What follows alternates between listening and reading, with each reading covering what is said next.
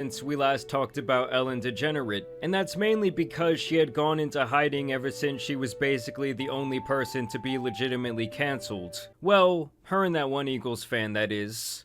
For those of you who don't remember, or weren't around back then to remember, for years Ellen was one of the most successful people in show business, dancing around Target, embarrassing unassuming stay-at-home mothers for her own sick amusement, taking selfies with creepers, and who could forget cuddling with P. Diddy? And despite all of this foolishness, universally, she did maintain a pretty good reputation, even receiving some sort of humanitarian award from Obama back when he was still president. On top of that, her show was insanely popular for over a decade, and by the end of it, she was making well over $50 million a year, with tons of sponsorships and other opportunities rolling in every single day. And keep in mind, guys, this is back when you could find an oddly shaped Cheeto and end up on that godforsaken couch. And people ate this shit up for breakfast, lunch, and dinner. And she was essentially being forced down our throats for a very long time. But for Ellen, it wasn't always like this. She had to grind for years to become a successful stand-up comedian back in the late 80s and early 90s. And I thought he was just talking about Ellen. That whole start, I thought he was talking about Ellen. On top of that, her show was insanely popular for over a decade, and by the end of it, she was making well over $50 million a year, with tons of sponsorships and other opportunities rolling in every single day. Was he not just talking about Ellen? And keep in mind, guys, this is back when you could find an oddly shaped Cheeto and end up on that godforsaken couch. And people ate this shit up for breakfast, lunch, and dinner, and she was essentially being forced down our throats for a very long time. But for Ellen, it wasn't always like this. She had to grind for years to become a successful stand-up comedian back in the late 80s and early 90s, and after being voted the funniest comedian in the country and making a few appearances on late night television, she would come out with her own self-titled sitcom that did very well. That wasn't until she revealed her sexuality both on the show and in real life. Susan, I'm gay.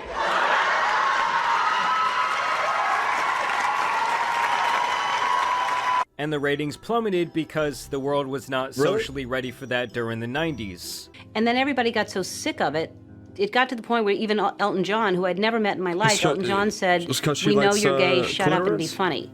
It's funny because all along, that was my biggest fear, is that it was going to get canceled. I never wanted to be an activist. I just wanted to entertain people. I just wanted to make people feel good. So then she was outcasted, but slowly made her way back. And of course, she gets the speaking role for Dory in Finding Nemo, which was a massive hit. Keep swimming, swimming, swimming. And this leads to her getting her foot back into the entertainment door and eventually becoming a titan in daytime television. And so for years, her infamous catchphrase on her show that represented her entire brand was "be kind to one another," as people even referred to Ellen as the Queen of Nice, which of course turned out to be horrifically ironic in the end. In 2020, hundreds of stories went viral on social media describing Ellen as a bully both at work and in her personal life. Talks of a toxic work environment were at the forefront of these complaints, including racist undertones, intimidation. You know what?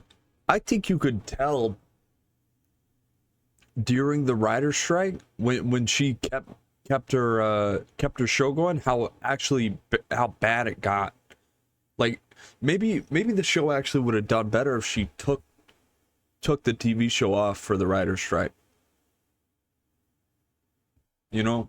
And even sexual misconduct. Isn't that when yeah, it just really went downhill from after that, high-level didn't it? employees were all alleged against Ellen and this workplace that she had created. High-level employees, from producers to talent on the show, have all corroborated these allegations of a toxic work environment. Were you surprised by the sheer number of responses that you got? I actually was surprised by that, and especially the variety of different kinds of stories that perpetuated all those rumors and kind of hearsay about, like, oh, Ellen is not quite as nice as she seems and she would appear. Muscat won 2 daytime Emmys with the show. She was let go in 2004.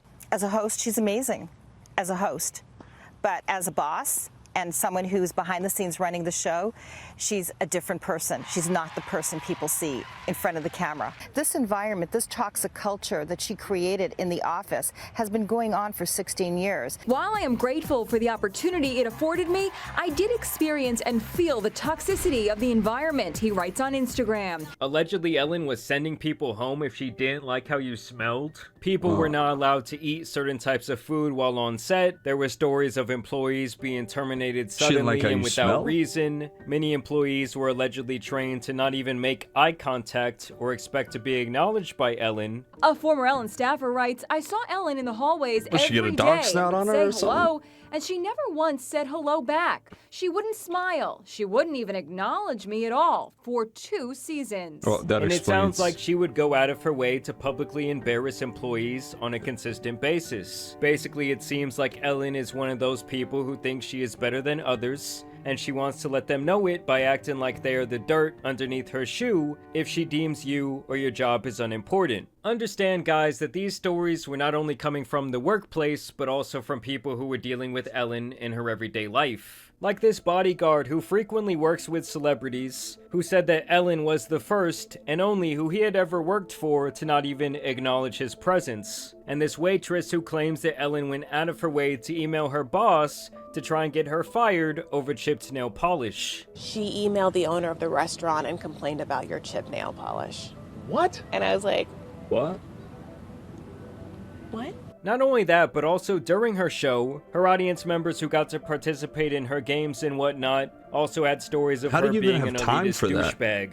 You just expect a lot when you... What? That was actually a claim? Is that true? What the fuck? That's crazy if true. Like your what idol, the fuck? And then when you get disappointed, it's like such a letdown. And they tell you, you know, you can't be smarter, funnier than Ellen. They tell you idol. And then when you get disappointed, it's like such a letdown. Go to meet like your idol. And then when you get disappointed, it's like such a letdown. What's going on there? Tell you know, you can't be smarter, funnier than Ellen. She's the comedian and the star, not you. Would only speak to the audience when the cameras were rolling. As soon as they turned the cameras off, she would not even acknowledge the audience. She would just sit on the couch, basically. And even when she went over to Australia to do some shows over there, this is what a radio show host who was invited on had to say about his experience and how Ellen treated her staff. Producers called us aside and said, now, Neil, no one's to talk to Ellen. So you don't talk to her, you don't approach her, you don't look at her. The people who worked with her walked on eggshells the whole time, and the whole thing was totally bizarre. Like, we're there to do an interview with her to promote what she's doing, but you can't look at her? Like, someone get real. And obviously, with her having this long-standing reputation as this person who promoted nothing but positivity, people were shocked and outraged at this walking contradiction that Ellen had become. And at the time, when she tried and failed to make a comeback, she also gave this half-assed apology letter where she tried to dump the blame on everyone else. I'm just so sorry that it's come to this. I really don't know what to say other than this has gone on way, way, way, way too long. People have gotten away with murder. Basically said she had no idea that this is what life was like on set. If given just the nature of the show is that her employees should love coming to work, no question. DeGeneres saying she wasn't perfect and realized that some leaders were not as sensitive to human beings as they should have been, adding that reading disturbing allegations about the atmosphere on the show was heartbreaking. So when Ellen says she's not aware of this environment, you don't think that rings true? It's a lie. And this would become a running theme for Ellen not to take any true accountability for her downfalls. And then she also addressed the situation poorly on her show, basically saying that if these things were going on, that she had no idea about it, while those making the accusations made it sound like she was the ringleader. How was everybody's summer? Good? Yeah? Mine was great. Being known as the Be Kind Lady is a tricky position to be in. So let me give you some advice out there. If anybody's thinking of changing their title or giving yourself a nickname, do not go with the Be Kind Lady. And this shit somehow gets even more dystopian when you realize that this was the audience she was standing in front of. The show after that ran for 2 years, and it was essentially a corpse of itself. That's weird. Forced laughter, forced kindness, and it was clear that Ellen was feeling the pressure while crying about the situation. I wonder how hot it was in there. I bet it was hot as shit. If you have all those like TV screens on and everything like that, in a little closed off studio like that, she put herself in. Ratings were at an all-time low, and old clips began to resurface that further shined a light on the downright douchebaggery that Ellen displayed during her interactions with various guests on her show over the years, only further adding to the cancellation of Ellen and her empire of a brand. Probably not a and now, small guys, studio, a whopping but... 4 years after she was thrown away like a wallet condom, Ellen is back with a stand-up special of all things. I watched and it. Grandma is holding no punches on this one when it comes to her quest for self-pity. It opens with the classic comedian in the green room shot as she seemingly reflects on her career. But this moment of reflection quickly turns bitter as poor Ellen is ironically painted as being hurt by the mean headlines. And I knew that we were in for a doozy as soon as she walked up the stairs and they showed various headlines from her cancellation era, and that apparently she was accused of going too far and being too gay. Yes, I'm serious. Being accused of going too far, too gay. I don't think I listened. That had absolutely anything to do with why people have a problem with her at this point. She kind of looks like Jeffrey Epstein right there, no? We all should have known that she was going to play the victim here. I mean, seriously, you Jeffrey had 4 Epstein's years to doppelganger. reflect, do therapy, Maybe ayahuasca in a dirt field with Aaron Rodgers and George Bush, and this is what you come up with? And then they directly address the elephant in the room. I thought that was Jeffrey Epstein. Enlisted is the free brand new online World War II shooter. Command a squad of soldiers and participate in legendary battle. Breaking news tonight. Is the Queen of Nice really the Queen of Mean? Toxic, phony, hypocrite, liar. I mean, with situations... I don't even know what the dude looks like, honestly. That's what every guy who went to the island said. Like this, it's almost gotten to the point where I truly believe that some people just lack the ability to take any sort of accountability. She even tries to foreshadow her eventual downfall with a quote from one of her older stand-up specials. Years ago, I started ending my show by saying, be kind to one another. Here's the downside. I can never do anything unkind ever now. This toxic workplace angle was the shit that I expected. Now this is when Ellen comes out and a sea of middle-aged white faces just go insane. I mean, I'm serious. I paused the video, I loaded it in 4K, and I didn't see a drop of melanin in the crowd, or anyone under the age of 40 for that matter. She starts out with Botox and face filler jokes, and parlays that into another joke about parallel parking. I think we all care what people think. We can say we don't. We can pretend we don't care what people think, but all it takes is trying to parallel park in front of a crowded outdoor cafe. Spot looks big enough.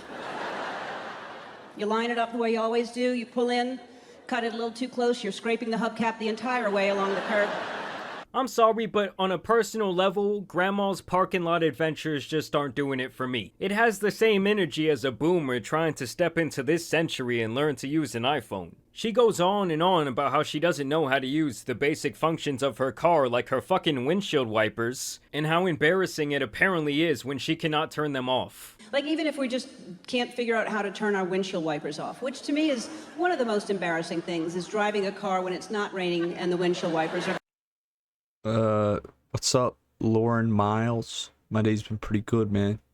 Or, girl, or, going. And then you're trying to fiddle with it, trying to turn it off, and you don't know how to turn it off because it's always different. Sometimes it's on the end of the lever on the steering wheel. Sometimes there's a lever within the lever. Ellen, just stop the bullshit. We know that you have absolutely no shame with your conniving ass. I mean, to be fair, she's always been a pretty clean comedian when it comes to her stand-up, and she's kind of cut from that same cloth as Jerry Seinfeld, which is really not my type of stand-up. Regardless, this whole thing is just not very enticing so far. Don't get me started on the dashboard lights, too. The dashboard lights are not illuminated all the time, so when they are, it must mean something serious, right? But check engine, that's vague. I've checked it, it's there. Oh, brother, this guy stinks! I mean, you go away for almost 4 years, and this is what you come up with? with all the crazy shit that has taken place in the world, and we gotta hear about your inability to understand cars for 20 minutes? I have never used my parking brake. I've never parked my car and thought, I want it more parked than this. Now after this, she does jump right into the cancellation, which I really think was the whole purpose of the special and her tour in general. All right, let me see what else I can tell you about that. It's been going on. Oh yeah, I got kicked out of show business. Yeah, because I'm mean. Yeah, you can't be mean and be in show business. No, they'll kick you out. And then she kinda half cries about the fact that when she goes to a restaurant, people are just waiting for her to be a bitch or to do something mean, and how she's beyond sick of this mean queen label. And I will admit, some of the dialogue here is pretty funny. I do like this little part about her talking with the therapist about the cancellation. At one point, my therapist said, Ellen, where do you get this idea that everyone hates you? And I said, well, New York Times, Washington Post. She then talks about the ironic send-off phrase that she used to use, saying to be kind to one another, and that it would have been better if she said, go fuck yourselves. So Grandma's really living life on the edge here. I mean, the mask has slipped and she has started to admit her own intolerance for everyday people. And this is when the real deflection starts. Basically, she jokes that harmless pranks and games were the reason behind the toxic workplace allegations. She also claims that she never even wanted to be the boss, and that she wasn't in charge on the set of her shows. Which is a way different tune than what she was singing when she did her first show back after the drama. I know that I'm in a position of privilege and power, and I realize that with that comes responsibility, and I take responsibility for what happens at my show. This is the Ellen DeGeneres Show. I am Ellen DeGeneres. My name is there. My name is there. My name is on underwear. I mean, it looked like I was the boss. The show was called Ellen, and everybody was wearing T-shirts that said Ellen, and there were buildings all over the Warner Brothers lot that said Ellen. But I don't think that meant that I should be in charge. I mean, talk about a lazy-ass cop-out when people have gone on record to say that she was the main culprit in creating this environment where bully behavior ran rampant. She also tries to make the point that she got canceled because she is a woman. Most women aren't raised with confidence. We just aren't, and we're too self-conscious, which is why you rarely see a woman playing air guitar. Yeah, this part was fucking terrible. Look, Ellen, My you didn't God. get canceled for being a woman. No, it wasn't only that long. No. She went on for maybe a minute longer. Around a minute longer, she sat there and did that. Look, Ellen, you didn't get canceled for being a woman. They were eating it up. These people were eating it up. They were, whoa, oh my God, oh Ellen, oh, she's doing the air guitar. Oh my God. I feel powerful. When Ellen does the air guitar, I feel empowered. That's fucking ridiculous, dude. Get the fuck out of here with that shit. This shit is so lame. Like, no one's listening to this. Look, Ellen, you didn't get canceled for being a woman. You got canceled for being a fraud. The physical comedy in general here is pretty bad, but hey, she is like 70 years old. She continues here to hammer down the point that she got canceled because she was too far against the grain. Eventually, they're going to kick me out a third time for being old, mean, old, and gay, the triple crown. Honestly, I would argue that she's become so famous because she was unapologetically gay at a time when it was not very common or accepted. And yes, at that time, she did take a huge chance and faced a lot of backlash for doing so. But it obviously made her a pioneer in the entertainment space, and really a gay icon forever. She then makes this weird illusion that she might be kind of autistic. Someone did suggest that I get tested to see if I'm on the spectrum. You're just fucking stupid. We all are. It's a spectrum. Yeah, whatever. And then she claims that she has... Just because you don't understand how fucking things work and you don't... You feel things sometimes or whatever, you think different or whatever you fucking think, that doesn't mean you're autistic, okay? OCD, and she even says that she has ADD. I don't know, this whole special isn't actually the worst thing I've seen in recent times. That award goes to Joe Rogan's recent steaming pile of shit that he put out last month. Everyone wants to be some type of a special. Everyone wants to have some kind of little quirk. Oh, I got a little quirk. Oh, I'm missing my arm or something. Like, fuck you, man. Fuck you, you missing your arm? I have autism. Right. But much like Joe, I think the main problem here is that it has been such a long time since Ellen has lived any sort of normal life, meaning most of the stuff that she says is just not very relatable to the average person. And her whole dialogue around her cancellation is really just a lot of deflection, and it's not even clever deflection at that. And this speech right here at the end just made me cringe on a whole nother level. I'm happy not being a boss or a brand or a billboard, just a person, just a multifaceted person with different feelings and emotions, and I can be happy and sad and compassionate or frustrated. I have OCD and ADD. I'm honest, I'm generous, I'm sensitive and thoughtful, but I'm tough and I'm impatient and I'm demanding, I'm direct. I don't think I watched that. Playing the "I'm just like you" card is downright hilarious. Keep in mind, this is coming from a woman who allegedly— I thought I watched this. I'm watching it now. I don't think I did. Because I 100% would have said something about that. demanded lower levels of her staff on her show not even make— Yeah, I can see the chat. You asked where I was from. You want me to give you the direct coordinates or something? Like, Tennessee. Like, it's not that... Why do you want to know so bad? Why do you want to know where I'm from so bad? Now that I tell you, what are you going to do? Now you know I'm from Tennessee. Where are you from?